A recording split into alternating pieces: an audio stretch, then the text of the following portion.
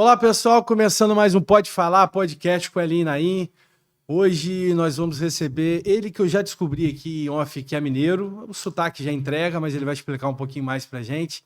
É diretor da UF, tem um projeto muito bacana que é o Pescarte, e a gente vai falar tudo aí sobre a região norte, noroeste, lagos, desse grande projeto ambiental. Professor, posso assim falar? Sim, é um prazer. Prazer em recebê-lo.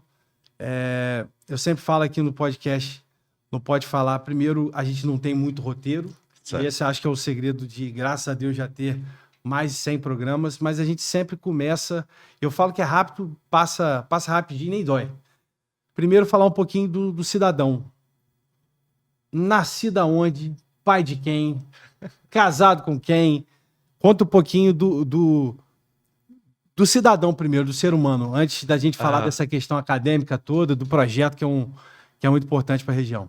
Olha, eu queria primeiro agradecer o convite, estar aqui presente, falar para os seus ouvintes. Eu sou Geraldo Márcio Timóteo, sabe assim, tenho 3 filhos, 2 do coração, um biológico, e estou casado com a Karina, uma doutoranda da UENF em Sociologia Política, bacharel em Direito, sabe assim.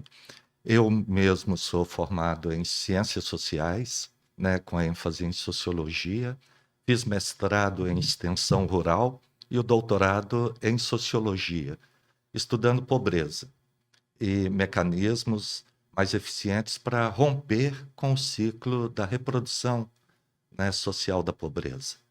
E tenho buscado aplicar isso desde as minhas atividades profissionais. Fui coordenador de projetos de intervenção em vilas e favelas em Belo Horizonte. Trabalhei quase 15 anos. Nasceu aonde em Minas? Em Timóteo. Timóteo. Tem um amigo meu que fala que eu sou muito cafona, porque eu sou Geraldo Timóteo, de Timóteo, e morava no Timotinho. Então, é uma cidade... É isso que eu ia perguntar. Quantos habitantes? 80 Fica para onde 90 ali, mais ou mil, menos? no leste de Minas. No leste. Próximo ao Governador Valadares, uns 100 quilômetros. Ipatinga, Coronel Fabriciano. Conheço. Já fui em Patinga. Então, Já fui em Patinga. é a maior empresa fabricante de aços inoxidáveis da América Latina. E aço silício grão orientado. Eu fui metalúrgico, trabalhei nela por 8 anos como técnico em química. Legal. Aí chegou num patamar da profissão que eu não me via mais e fui fazer ciências sociais. Foi fazer a área acadêmica toda em ciências sociais e aí toca. Quando que chega a Campos? 2011, para minha alegria. 14 anos já 14, em Campos. Sim. Então já é um cidadão campista, meio campista. Eu posso te garantir que eu defendo muito a cidade. Eu amo minha cidade. Pois é. Mas eu já peguei muita gente daqui falando mal. Aí eu peço para olhar o pôr do sol. Para acalmar, né? Em Belo Horizonte, o nome vem daí, né? Um belo horizonte. Em cima da montanha, vendo o pôr do sol, é uma coisa belíssima. Aqui não fica nada de ver.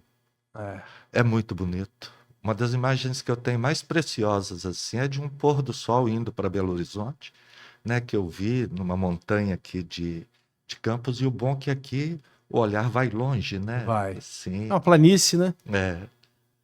Professor, aí chega em Campos em 2011, já direto na UENF? Direto. Vim porque passei no concurso. Veio direto para a UENF. Sim.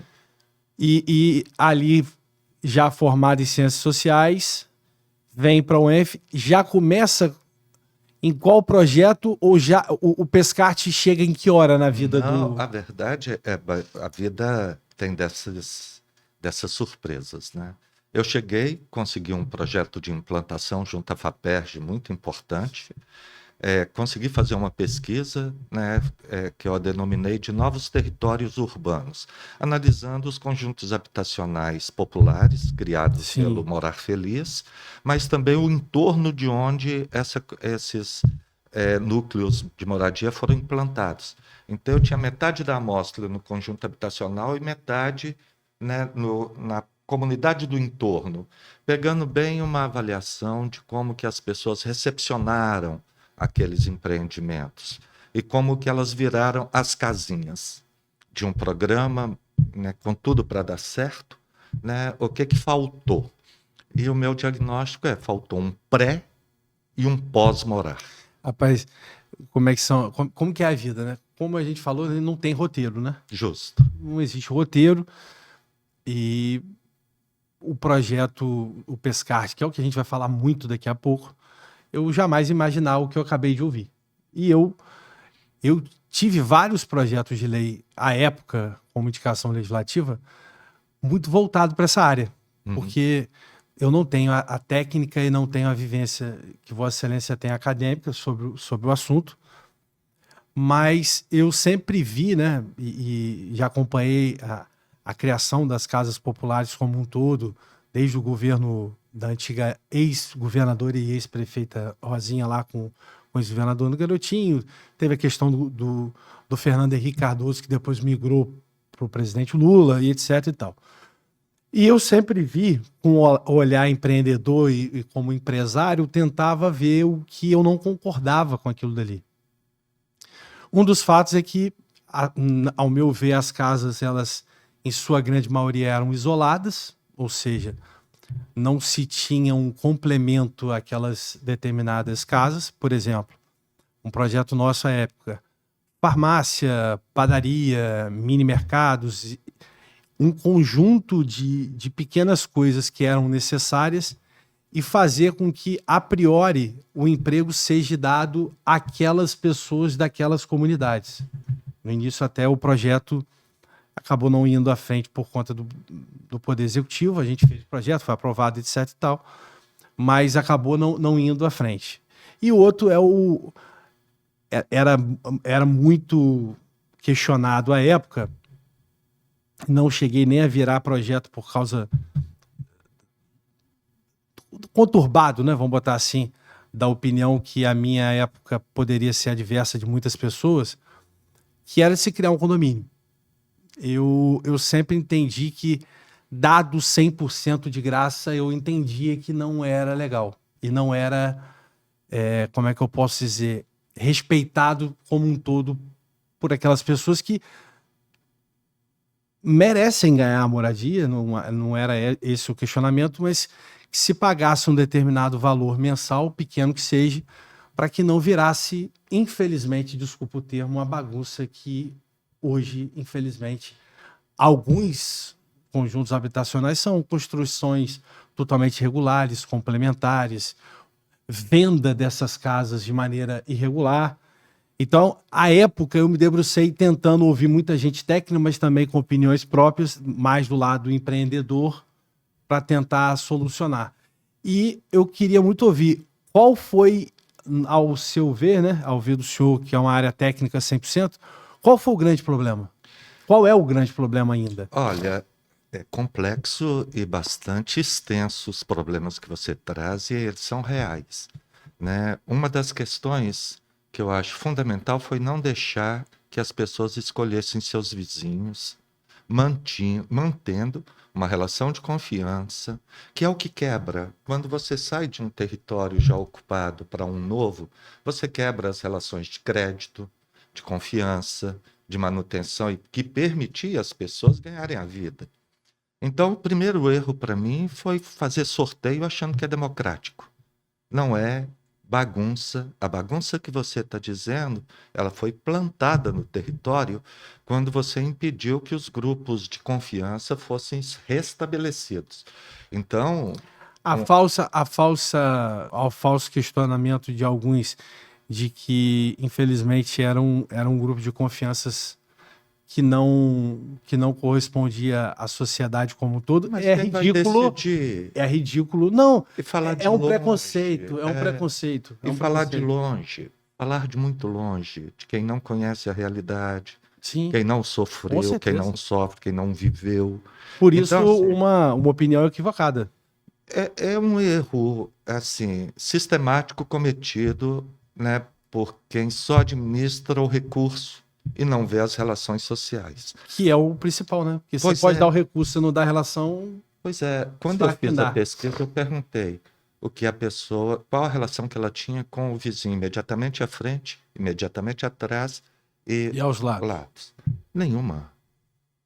uma relação de um estranho mudando para um condomínio que ele acabou de comprar, como se fosse classe média comprando apartamento em condomínio. Que é Sabe que completamente ninguém, diferente. não, ninguém depende financeiramente, ninguém depende do outro. Mal, A mal se vizinha tomava fala. conta do meu filho para poder ir Pois trabalhar é, e etc. essas relações são rompidas e aí você gerou ainda um segundo impacto que foi misturar comunidades com um histórico de criminalidade Pesado. e deslocar os pais desses indivíduos sem manter a relação estabelecida anteriormente. Isso tudo você E que precisa ter. existe, infelizmente, no país aquela questão de território, fulano não pode ficar perto de ciclano e E a vice-versa. gente está vendo isso, essa barbárie. Estava dizendo, né, com você fora do microfone isso. Nós podemos progredir para uma relação humana extremamente saudável, de Ou confiança, ou regredir para um território de barbárie, onde os grupos vão se reunir para se proteger, voltando aos clãs, às gangues, aos grupos. Não. Eu acho que a gente está no momento de inflexão e os conjuntos habitacionais me revelaram isso. Assim, você pode utilizá-los como mecanismo de melhoria da qualidade de vida ou reproduzir o espaço que você não queria, que é o da desorganização social. com todo respeito, em boa parte do que eu já li e conheci, infelizmente, é a segunda opção. Mas há Infelizmente. exemplos, Não bons há exemplos, exemplos, mas esses bons exemplos que exemplos, seguir e podem ser reproduzidos. Não estou que é o que deveria dizendo, ser. não estou dizendo de simplesmente assim, as coisas caem do céu. Não, são práticas, são ações, são reconexões Para a gente até sociais que ir para essa precisam ser questão até do estabelecidas. projeto, porque essa conversa que nós estamos aqui é longa para mais de metros. Qual, pelo estudo que o senhor fez, qual seria esse bom exemplo? Nós Cita um temos. exemplo. Em Belo Horizonte, o conjunto habitacional da Vila São José foi completamente assim, uma favela, uma vila que existia com mais de 1.500 moradores, que foi completamente transposta para moradias verticais, né, em Que que foi bem sucedido. não sem problemas, né, Mas não existe. mas assim, os caras constituíram o condomínio, eles cercaram o próprio condomínio, eles criaram espaços de dialogicidade, eles confiam nas pessoas que moram no seu prédio, Isso é eles maravilhoso. seguem regras. Por quê? Porque puderam escolher. Sabe? Eles escolheram meu vizinho. Com quem eu gostaria de morar? Quem que eu gostaria que fosse meu vizinho nessas 1.500 pessoas aqui? Fulano, ciclano. O cara Se trazia. ciclano tá contemplado dentro daquele pacote, não faz diferença alguma ele estar ou não estar no lado de alguém. Isso é meio que Cara, óbvio, né? não, e aí fez toda a diferença ele chamar a pessoa, ó, eu tô como líder aqui agora, mas vamos constituir um condomínio aqui Mas não bacana. tem a história do sorteio? Que é, Não tem a história do sorteio? tem. A gente falou É também um off. erro, Não, é a hipocrisia. é um erro, é É uma a falsa hipocrisia. É democracia. uma hipocrisia. Uma vez escolhida a comunidade atingida e beneficiada, cumprido todos os critérios, né, que as colocam dentro do programa, elas se ajustam, sabe? E te escolher como meu vizinho, mesmo que eu não te conheça, é te dar um voto de confiança que E vai ser vice-versa. recíproco. E dentro do processo de De solidariedade, as sociedade. pessoas se obrigam a responder minimamente aquilo que você se apresentou a primeira vez. Correto. Né? Uma pessoa adequada, uma pessoa respeitosa, uma pessoa que vai contribuir. E fora isso, os grupos já existiam. As pessoas viviam pacificadas e dentro de estruturas precárias, né, com risco iminente de Chuva, de tudo. alagamentos, de tudo. Mas elas tinham a paz social ali estabelecida. Conflitos. Normal. Ó, fechei o portão para aquela pessoa, ela fechou para mim e a gente vive ali. Agora, quando você sacode Começa do zero. E de É. maneira muito mais dolorosa. e até você descobrir os defeitos, sabe assim, o problema não é o defeito que você conhece. O problema é o defeito que você ainda não sabe que a pessoa tem, né? Por Sim. isso que equipes de trabalho que trocam, é isso. O cara está tirando um problema que ele conhece por um que ele não sabe qual que vai vir. Ao invés de consertar, de dar formação, de falar, eu te quero assim, igual você estava dizendo a respeito dos garçons, entre japoneses, americanos e brasileiros. Sim. Né? Cara, você quer um garçom japonês? Treine sua equipe. Dê parâmetro para sua equipe. Sim. E não só. Pague como paga O japonês. um Valorize. restaurante japonês Valorize. cara que vende que vende a casa. Cara, quantos restaurantes você já foi que você não volta? Que o garçom passa de olho para baixo. Ele não passa olhando se você tem um pedido. Você está com a mão levantada, o cara baixa o olho, vai lá, busca um pedido, volta. Vai lá, busca outro pedido, volta. Falta treinamento de mão de obra. A hora que você, né, treinar e remunerar, você vai ter um cara que te carrega a água na peneira, que é o que o trabalhador faz para o empresário, quando ele se sente valorizado e dentro do negócio. Professor, vamos chegar no Pescarte. Como Sim. que chegou? O Pescarte foi isso. Eu estava dizendo assim, eu entrei para estudar o urbano, queria muito estudar aquela cidade X, né, promessa do Eike Batista. Estava me voltando para ali quando um professor, né, da UENF, o professor Marcelo Gantos, participou de uma seleção da Petrobras para escolher um novo projeto socioambiental voltado para o licenciamento ambiental de petróleo e gás. E ele me convidou para participar, e na análise dos dados ele olhou, olha, tem um déficit informacional aqui, o problema dos royalties. E aí ele criou Territórios do Petróleo. E eu olhei e falei, e a comunidade atingida são os pescadores. E há que se ter um projeto que... voltado para solucionar esse problema. E no principal elemento, que é a renda, que foi atingida. Porque o que eles perderam foram os mecanismos que permitiam que eles tivessem uma vida de fartura. Sabe? Então, o crescimento populacional, a mudança de rotas, a mudança de migração, uma série de outras interferências que vieram acontecendo sobre a pesca, inclusive uma inflação de novos pescadores que viam na pesca a sua sobrevivência, que saíram da derrota da cana-de-açúcar na década de 80, 90. Sim, perfeito. Né, aquele monte de falências, e migraram para a pesca. E a pesca sempre foi isso, elástica, né? Uma tradição centenária, diria, mas que transmitida para novos membros de uma maneira bastante especial. Assim, confio em você, vou te ensinar a ser pescador. Então, o mestre chama, o cara chama, e põe aquele sujeito no circuito. Então, aí quando eu olhei isso, eu falei, olha, um projeto, e aí vem a carga da experiência. Em Belo Horizonte, qual foi o diferencial dos conjuntos habitacionais que eu liderei? Geração, trabalho e renda. Né? Por quê? Porque as pessoas tinham que morar num prédio é diferente de morar numa casa. Os custos aumentam. Você tem condomínio, você tem água, luz, não tem jeito de fugir. O seu custo aumenta. Se você é uma pessoa que não tem renda, você mal dava conta do almoço, vendia o almoço para comprar a janta, como é que você muda para um prédio?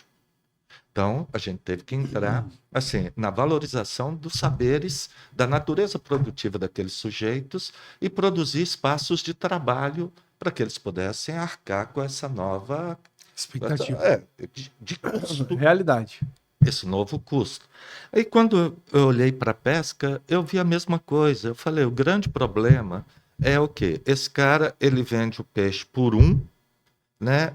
E quando ele chega, esse peixe chega por 10 no mercado. Ele fica com menos de 10% da renda do peixe que ele produz. E outra coisa, se ele for lá no mar e buscou a sardinha, uma tonelada de sardinha a R$1. Ele vendeu a R$1. Se for lá e buscar mais uma tonelada, ele vende 50 centavos. Se for lá e buscar mais uma tonelada, ele não tem nem comprador. Então, o grande problema não era no mar. Era no meio campo. Era fora da praia. Era aqui fora. Era na recepção. Então, nós usamos aquele velho ditado assim, não se ensina padre a rezar missa. Não vou ensinar pescador a pescar. Mas fora da água, a gente vou saber administrar melhor o que ele não faz. Ou, pelo menos, descobrir qual era a real necessidade deles. Porque quando o projeto começou, os pescadores tinham em mente muito assim, olha, nós queremos salvatagem, nós queremos melhoria dos barcos, nós queremos equipamento, nós queremos cesta básica.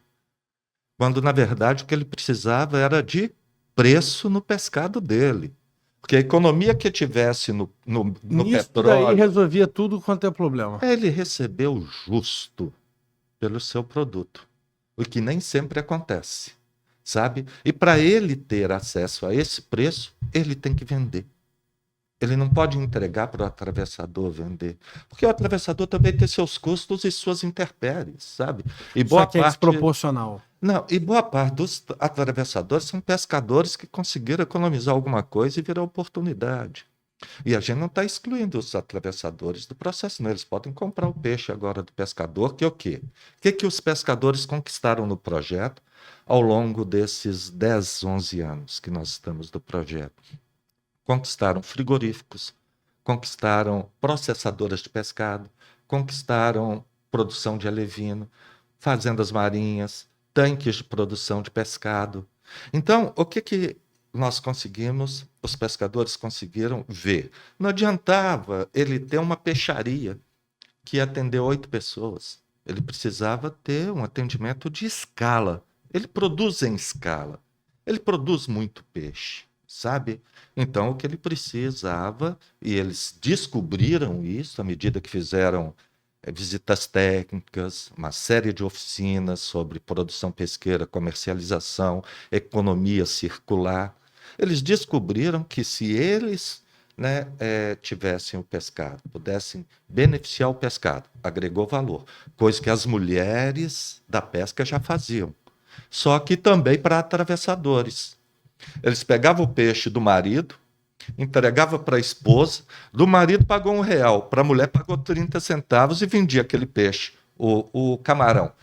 2,50 para o pescador, R$1 para a mulher limpar. E vendia aquele camarão a 30, 40, 50 reais.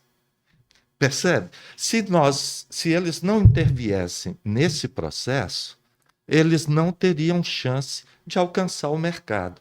Então eles pediram o quê? Frigorífico. Então vão receber um frigorífico com capacidade de produção, né, de processamento de 5 toneladas de pescado, camarão e peixe por dia, a cada 8 horas de trabalho. Uma área de estocagem de 300 toneladas, que é para eles ganharem dinheiro na safra. O peixe está chegando, então nós vamos armazenar e vender depois a um preço. E a elasticidade do preço é enorme. Você, né, vamos colocar assim, vai começar o defeso do camarão. O camarão está 2,50. Durante o defeso, ele vai para 30. Eu acho que esse meio termo aí foi o que vocês ajudaram muito, né? Eu vejo, tem alguns exemplos, né? Tem uma moça que ela é de Guaxindiba, uma região aqui perto, né? E ela 2 vezes por semana vem a Campos e vende num determinado lugar. E aí realmente ela consegue, ela não vende para muita gente, mas bacana, porque já era um dia, já virou 2, você já está vendendo para 3. E aí ela consegue vender o produto por um valor muito maior do que ela iria para uma peixaria qualquer. E que quem paga acha justo. O cara paga 20, não, eu pago 30. R$40 no linguado, igual eu pagaria na peixaria, como mesmo os R$40 no linguado. Então, Só que já conheço, já pego fresco, já sei, mas já se tem você uma série de outras olhar, coisas. você vai ver que ela vai de certa Ou seja, maneira... ela conseguiu ter uma visão, né? E infelizmente a grande maioria não tem, continua vendendo de maneira direta. Não que não tenha que ter, mas esse 2, 3, R$4 para 40 é uma diferença muito grande. Ou seja, é tentar chegar numa conta e que, obviamente, esse atravessador não tem essa mesma boa vontade, vamos botar assim, de ter um meio termo.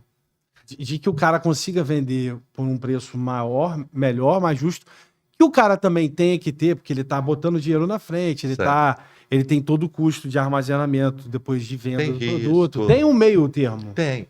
E ele vende esse produto sem a qualidade requerida pela saúde pública, que é um peixe sem sanidade, sabe? E o que um frigorífico consegue garantir. Esses peixes hoje congelados, eu não posso nem ficar falando disso, daqui a pouco não vou tomar processo, mas nem dizer.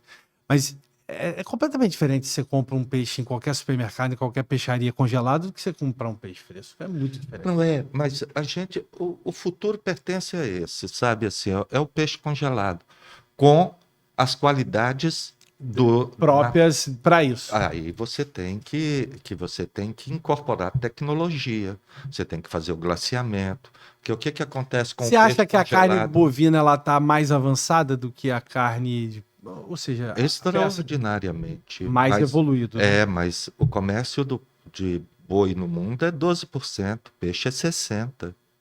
O futuro é pescado, porque o boi é o seguinte, você tira um boi por hectare a cada 3 anos. Não, mas eu No digo na mesmo questão de hectare, industrialização não hoje é tem. muito mais avançado. Tô Digamos perguntando. assim, digamos É uma assim, pergunta, tá? nós temos um acesso. Eu acho que a cadeia da carne está mais controlada, sabe? Você não vai no açougue e você vê carne podre. O peixe é mais disseminado e menos controle, mas você vai encontrar peixes com altíssima qualidade no mercado, Não, sim, sim. né? Tratado da maneira certa. Você vai pegar o peixe, vai descongelá-lo, ele parece que acabou de sair o filé fresco. Ele foi tratado para ser assim. Ele é exportado assim. A Hoje, gente tem que hoje, passar a comer esse peixe é, aqui assim. hoje o Pescast tem quantos anos de projeto? Tem 11 11 anos. já. Mas só que nós vimos o seguinte, não adiantava chegar com os projetos, que nós teríamos chegado com o quê? Feira, vamos fazer feira, resolve o problema de um. Vamos fazer uma peixaria, resolve o problema de 8. Não, nós tivemos um tempo para que os pescadores se organizassem, Entendesse. se programassem e planejassem o que é necessário. Então, isso leva tempo. Ainda mais que no projeto, assim, são 11 anos corridos, mas de projeto são 8, porque teve intervalo, não teve... Pandemia também, acho. A pandemia também foi um problema, mas entre contratos, acabou que do primeiro para o segundo foi 1 ano, do segundo para o terceiro foram 17 meses em razão da pandemia, sem retomar o trabalho em campo, apesar de manter um trabalho voluntário. Mas não é a mesma coisa. Outubro tem novidade aí? Temos. Conta pra gente. Nós estamos com uma exposição na Vila Maria, que é a Vila Maria, acho que todos conhecem. É muito conhecido em Campos, um prédio muito histórico. Muito, belíssimo. Belíssimo. Precisam conhecer. E a história por trás é ainda mais fantástica, né? Eu me esqueci o nome dela. Finazinha, que deixou em testamento a Sim. casa para a primeira universidade pública que fosse implantada Que foi a UENF. que foi a UENF. E nós tratamos ela como um bibelô. Sabe? Sim, o Com Vila todo Maria é cuidado. belíssimo, é lindo demais. E estamos lá com uma exposição Marés do Tempo, que é resultado das fotografias que os pescadores tiraram de seu cotidiano. Nós Deve fizemos ser oficinas, belíssimo, a professora Lilian, junto com a equipe do Criativo, né, que está aqui, nossa representante, né, a Carol, está junto conosco aqui. E vai de que dia? Como é que funciona? Começou no dia 25, 24 e vai até 31 de outubro. Ou seja, tem tempo para vocês visitarem, mas não deixem para os últimos dias. É o horário normal lá da Vila Normal, Maria? de 8 às 17 horas. Acho que é às 17. Então, muitas fotografias tiradas em primeira mão por quem nunca tinha tocado numa câmera, que aprendeu a ver o seu cotidiano a partir das lentes. E acho que isso deve ter dado mais visão ainda do que eles representam, né? Olha só.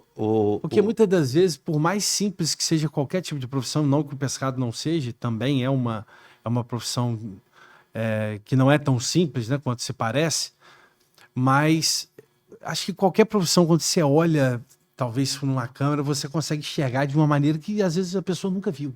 Pois é, lá em Belo Horizonte. E a importância que aquilo tem, né? Não, lá em Belo Horizonte eles fizeram o Museu dos Ofícios.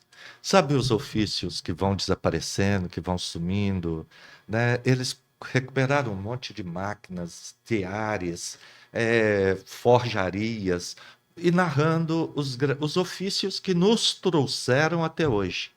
E a pesca é uma dessas profissões que deu origem ao país. Quem veio para cá se manteve, Sim. foi com a pesca até dominar a agricultura, principalmente nessa região de Restinga, Sim. que os índios Goitacá não tinham a agricultura. Eles eram a pesca, a caça, né, o extrativismo. Então, foram os muxuangos que chegaram aqui, que aprenderam a como lidar com essa terra e desenvolveram uma tecnologia completamente nova, que não existia, fruto desse trabalho e dessa necessidade de sobrevivência. Então, você vai ver essa tecnologia, o cara, para plantar na areia, ele forra com palha, ele cria todo um clima para ter uma planta sobrevivendo ali. Esse é uma das histórias. Os pescadores, né, foram quem mantiveram essa população toda viva. Nós temos aqui na Barra de São João, né, aqui do Rio. Rio das Ostras ali, Não, Barra de São João? não. Aqui, o Rio Paraíba, onde ele deságua ali. Sim, em São João da Barra. Em Atafona, ali era local de esconderijo dos corsários holandeses.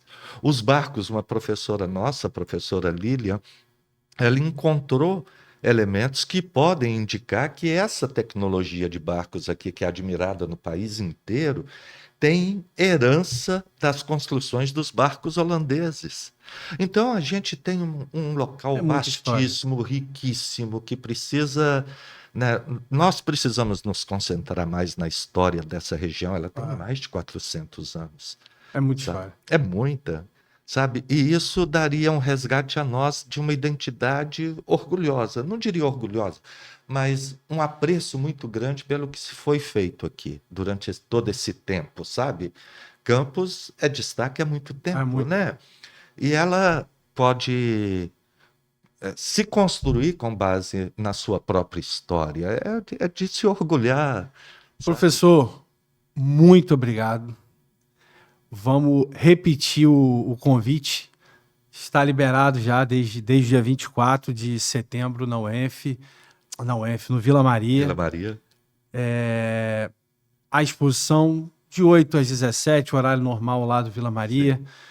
Falando um pouco e mostrando, né? Mais do que falando, mostrando um pouco da realidade dessas pessoas que fazem tanto por nós e que de uma profissão que às vezes as pessoas nem valorizam tanto quanto deveriam. Verdade.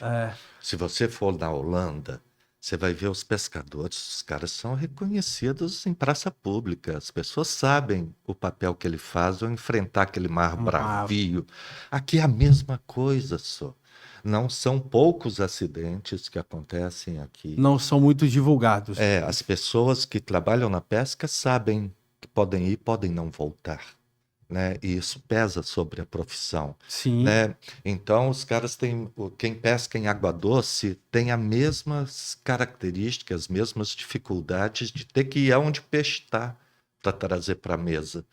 Né? Então, eu diria que nós estamos na construção do projeto Pescarte de uma sentença que seria um projeto MM, do mar à mesa. Sabe, das águas à mesa, para que as pessoas apreciem esses profissionais que têm muita história para contar, e não é história só de pescador. Eu ia falar isso agora. Sabe assim, os caras são fantásticos, são histórias belíssimas e de uma, assim, sabe, uma das principais razões para ele se manter pescador? Estar na natureza. Então são pessoas que sabem apreciar o pôr do sol, que sabe ver a mudança do mar, o relógio dele é o relógio da maré, sabe assim? É surreal. Eu já conversei com alguns, é surreal. É uma coisa extraordinária. Temos que valorizar e perpetuar. Muito obrigado. Papai do céu abençoe. Amém. Vocês fiquem ligados, já está liberado lá no Vila Maria, a exposição, vai lá, dê valor. Você vai olhar talvez com outros olhos, talvez eu mesmo vou olhar com outros olhos. Vai lá, Vila Maria, de 8 às 17, não sei se é de 8 às 18, depois 17. A gente corrige aqui, de 8 às 17 até o dia 31 de outubro. Como diz o nosso professor, não espera para a última hora, não. Valorize o que é nosso, valorize nossa história. Semana que vem tem mais Pode Falar com a Elina aí. Fui!